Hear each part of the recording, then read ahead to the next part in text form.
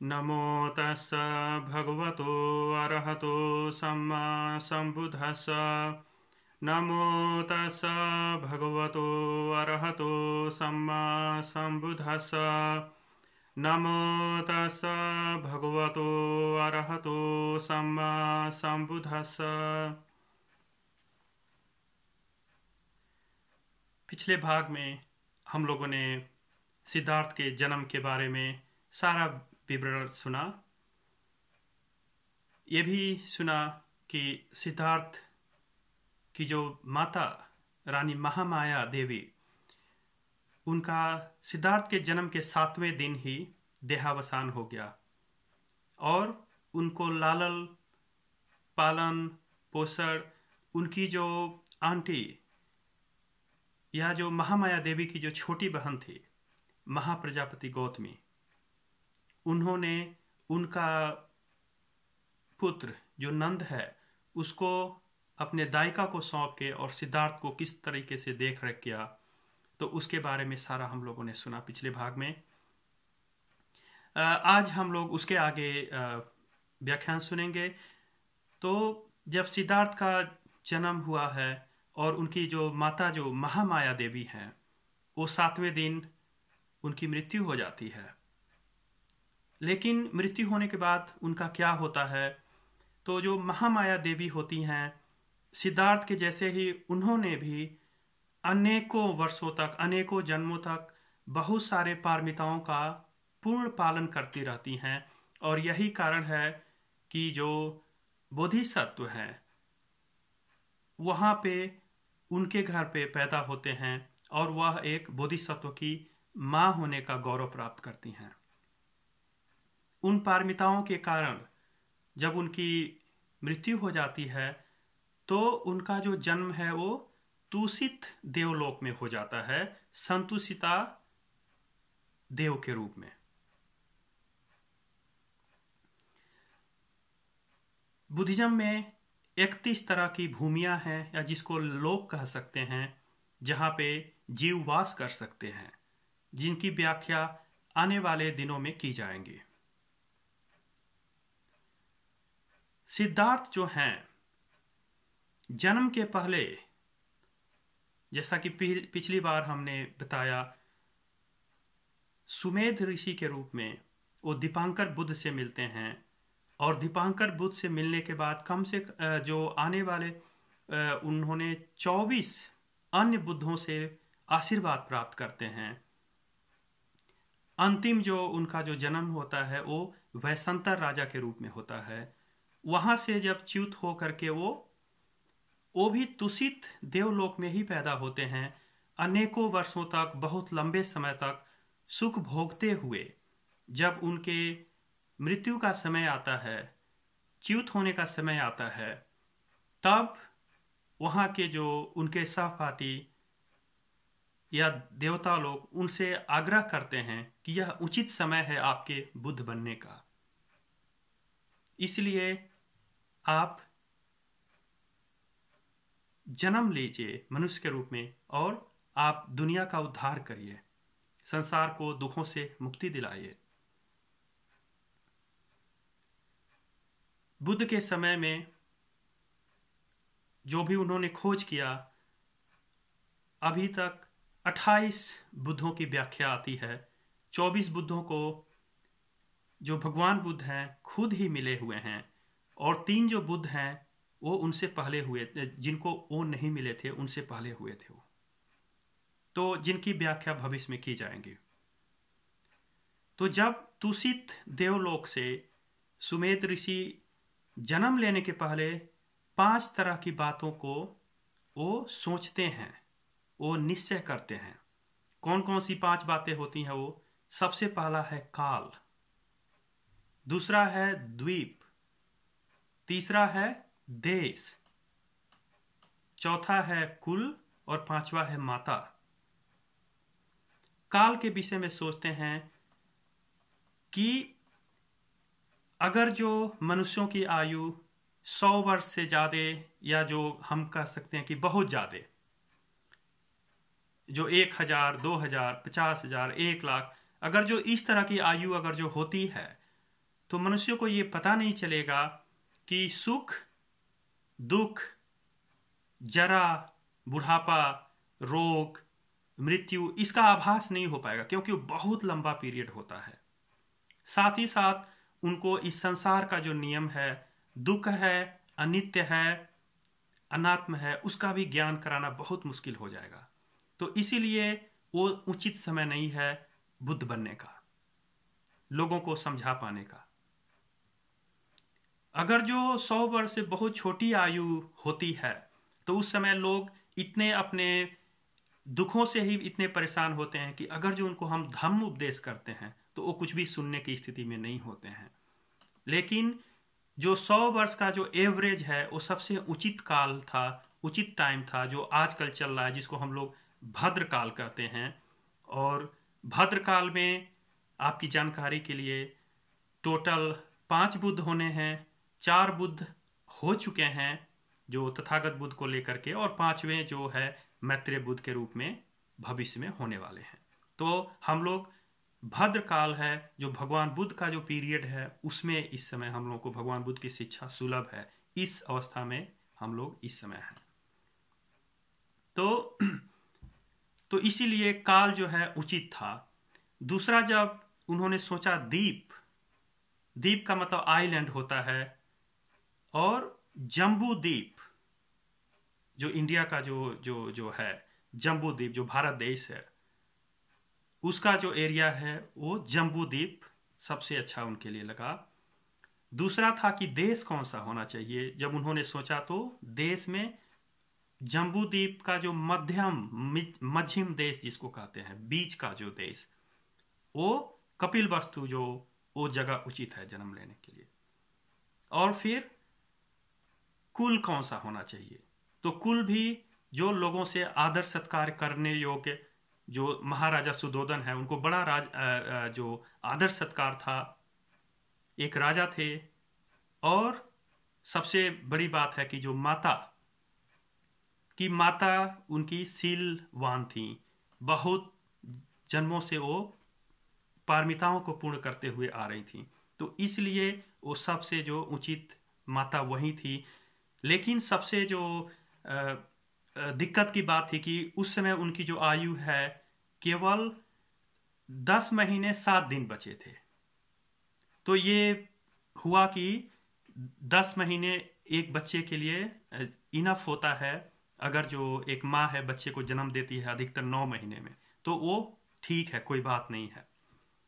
तो ये 5 चीज़ों का पूरा सोच करके समझ करके फिर ये फैसला हुआ कि हम यही टाइम है, उचित टाइम है अब जन्म होकर के, अंतिम जन्म होगा लोगों का उद्धार करने के लिए। तो वो जन्म लेते हैं, जो ऑलरेडी हमने पिछले भाग में बता चुके हैं सारा विवरण। दूसरा चीज जानना बहुत जरूरी है, सिद्धार्थ के जन्म लेने के दिन जो वैशाख पूर्णिमा को हुआ था, उसी दिन ही उनके 7 अन्य, जिसको कहते हैं 7 सहजात, या 7 अन्य लोगों ने भी जन्म लिया, या अन्य वस्तुओं का भी जन्म हुआ, उदय हुआ उसी दिन। कौन कौन है? पहला है राहुल माता यशोधरा, राजकुमारी यशोधरा, जो उनके बारे में हम विवरण देखेंगे भविष्य जो अगले भाग में। आनंद, उसके बाद से है छन्न, जो उनका घोड़ा जो सारथी था, जो घोड़े का। और कालुदाई अमात्य, जो कपिलवस्तु का मंत्री बना, जो राजा का बाद में। उसके अलावा जो कंथक जो था, उनका जो घोड़ा, वो भी उसी दिन जन्म हुआ। उसके बाद बोधि वृक्ष, जो हम लोग उरुवेला के जंगलों में जो बोधि वृक्ष, जो पीपल का पेड़ है, वो भी उसी दिन जन्म हुआ है उसका। और 7वां जो चीज है वो है 4 निधि कुंड, या इसको संपत्ति घट बोलते हैं। ये स्पेशली 4 बहुत ही विशाल, बहुत ही बड़े खजाने के जो घड़े होते हैं वो निकले। तो ये 7 जो चीज़ों का उसी दिन जन्म हुआ साथ ही साथ। तो ये था जो भगवान बुद्ध के जन्म से संबंधित कुछ चीज़ें। साथ ही साथ मैं ये काफ़ी उचित समझा कि जो उनकी माता जी जो थी वो मरने के बाद क्या हुआ, और सिद्धार्थ तुसित देवलोक से ही जो जन्म लेते हैं, और माता भी उनकी उसी देवलोक में जाती हैं। तो भविष्य में देखेंगे वो जो अभिधम का जो स्पेशली जब विवरण आएगा तो क्या हुआ था, कैसे वो अपने माता को अभिधम पाठ पढ़ाते हैं, तो उसके बारे में भी विवरण आने वाले भागों में दिया जाएगा। तो ये थी जो उनसे जीवन से संबंधित। लेकिन उनका जो बाल्य अवस्था था वो कैसा था सिद्धार्थ का, क्योंकि वो राजा थे, बहुत ही सुकुमार थे, बहुत कोमल थे। तो इसीलिए हम पिछली बार भी व्याख्या किए थे, उनको काफ़ी जो बहुत ही तरह की जो सेविकाएं और उनको जो लोग हैं देखने के लिए हर एक सुख सुविधा जो राजा ने उनके लिए बना दिए थे, लगवा दिए थे। और साथ ही साथ क्योंकि वह एक राजकुमार थे, हर एक जो विद्या होती है उनको, हर एक तरह के जो उस समय के जो भी जो शिक्षा होती है, जो एजुकेशन था, उनको सिखाया गया, उनको दिया गया। लेकिन वो बहुत तेज थे, पढ़ने लिखने जो भी उनका उस समय की शिक्षा थी, इतने तेज थे कि वो कहने के पहले ही वो सब कुछ उनको एक तरह से बता देते थे। साथ ही साथ उनको हर एक तरह की जो युद्ध के मैदान में क्या क्या जो जो स्पेशली राजा के लड़के थे, तो इसलिए एक राजकुमार को किस तरीके से ट्रेनिंग दी जाती है, तो उनको तीर अंदाजी जो है, भाला चलाने की विद्या जो है, और इस तरह के अनगिनत जो युद्ध के जो कौशल होते हैं, उनको हर एक चीज सिखाया गया। लेकिन साथ ही साथ जो सिद्धार्थ जो हैं वो बहुत ही दयालु, बचपन से ही बहुत ही दयालु रहते हैं।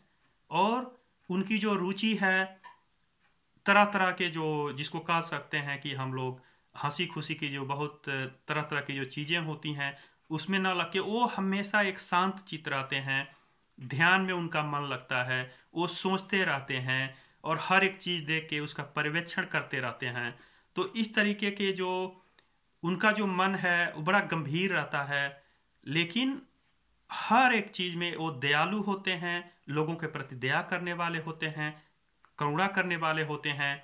और यह एक आप बहुत लोगों ने सुना भी होगा, एक जो विवरण आता है उनके बाल्यावस्था का, कि जो सिद्धार्थ सिद्धार्थ के जो चचेरा भाई जो देवदत्त है, वो एक उड़ते हुए हंस को अपने तीर से मार देते हैं। और सिद्धार्थ है उस हंस को देखते हैं तो उनको इतनी करुणा आती है कि उसको पानी पिलाते हैं, उसको तीर निकालते हैं, उसके घाव को साफ करते हैं और उसको बचाते हैं।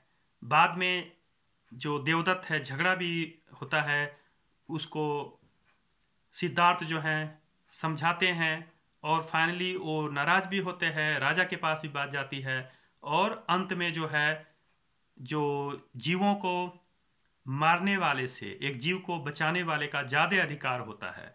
तो इस तरह से राजा जो है सिद्धार्थ के उसमें फैसला देते हैं और इस तरह से एक हंस की जो बचपन में पूरा बिल्कुल छोटी उम्र में एक हंस की जान बचाते हैं, घायल हंस को। तो यह हम लोग सोच सकते हैं कि उनके अंदर हर एक जीव के प्रति, इवन की जो पशु पक्षी हैं उनके भी प्रति बहुत ही दया और करुणा का भाव होता है।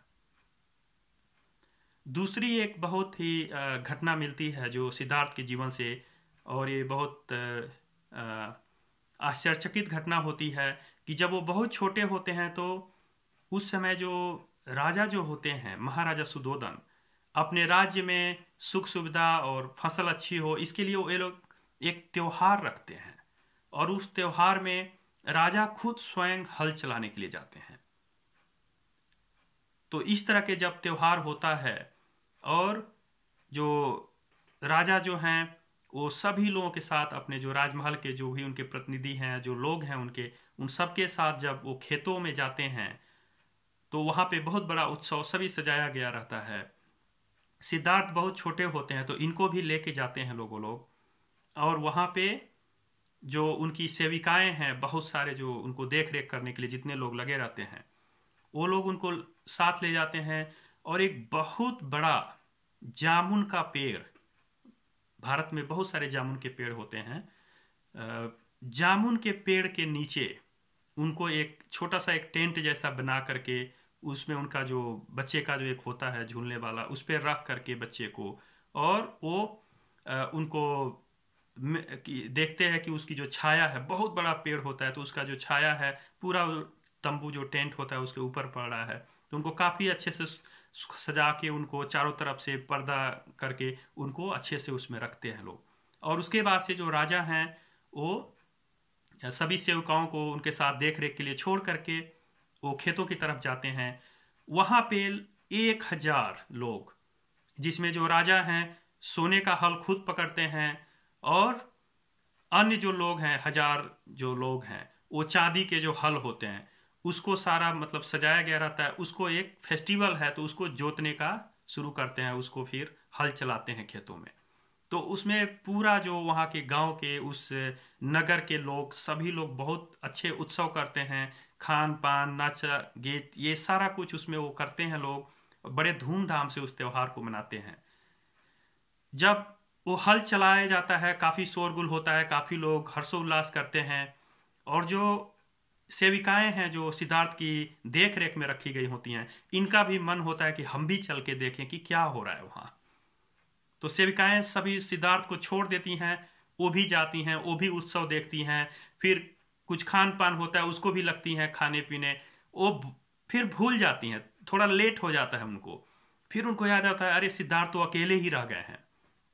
फिर वो भाग के आती हैं, सिद्धार्थ को जब देखती हैं तो जब वो वो जो कपड़े का है पर्दा जो उसको हटा के देखती हैं तंबू के अंदर, तो सबसे पहले तो आती हैं बाहर से देखती हैं तो जो जामुन का जो छाया है, वो सभी पेड़ों का छाया तो दूसरी तरफ मुड़ गया होता है, लेकिन जामुन का जो छाया है वो टेंट के ऊपर वैसे ही के वैसे ही पड़ा रहता है, वो कवर किए रहता है जो छाया है। जो दूसरा वो जब वो पर्दे हटा के देखती हैं अंदर, तो सिद्धार्थ हैं वो उतर करके वो पालथी लगा करके वो बैठ जाते हैं और वो ध्यान में बैठे रहते हैं। तो यह देख के बड़ा उनको हैरानी होती है, और ध्यान भी वो कोई साधारण अवस्था नहीं है। आनापानासति ध्यान जो करते हैं, आनापानासति ध्यान को करके अपने चित्त को संपूर्ण एकाग्र करके प्रथम ध्यान में पहुंच जाते हैं। एक काफी उच्च अवस्था होती है ध्यान की, उसमें प्रथम ध्यान में पहुंच गए होते हैं, वो समाधि में बैठे रहते हैं।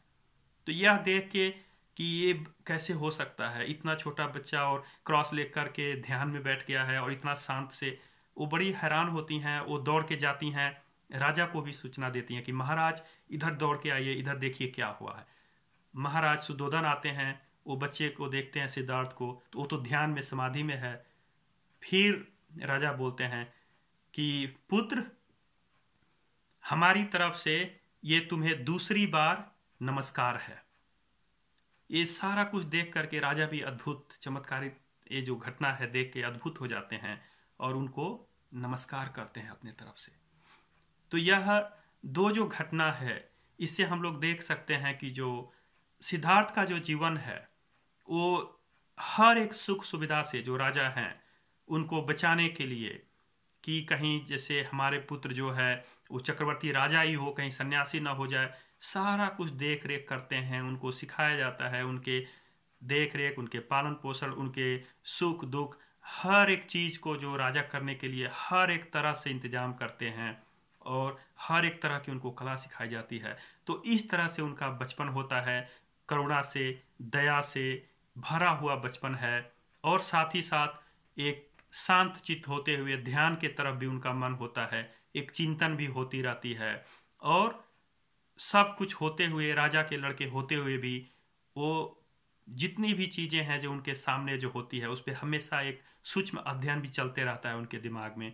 तो इस तरह का जो सिद्धार्थ का जो है बचपन होता है, और आगे जब वो थोड़े और यंग होते हैं तो उनकी जो जीवन में और क्या घटनाएं होती हैं, कैसे वो आगे बढ़ते हैं, तो इन सभी बातों को जो है हम अगले भाग में आप लोगों को बताएंगे।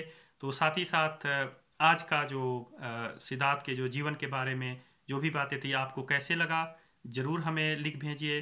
और आने वाले जो भागों में और बहुत सारी बातें होंगी जो शायद जितने भी श्रोता हैं उनको मदद होगी और उनको बहुत कुछ सीखने को मिलेगा। तो मैं आशा करता हूँ कि जो सिद्धार्थ की जीवनी है, जो भी आप लोगों ने सुना, वो आपको अच्छा लगा और साथ ही साथ आपको लाभकारी होगा। तो इसी आशा के साथ हम सभी के लिए जो मंगल कामना करते हैं, सभी का मंगल हो।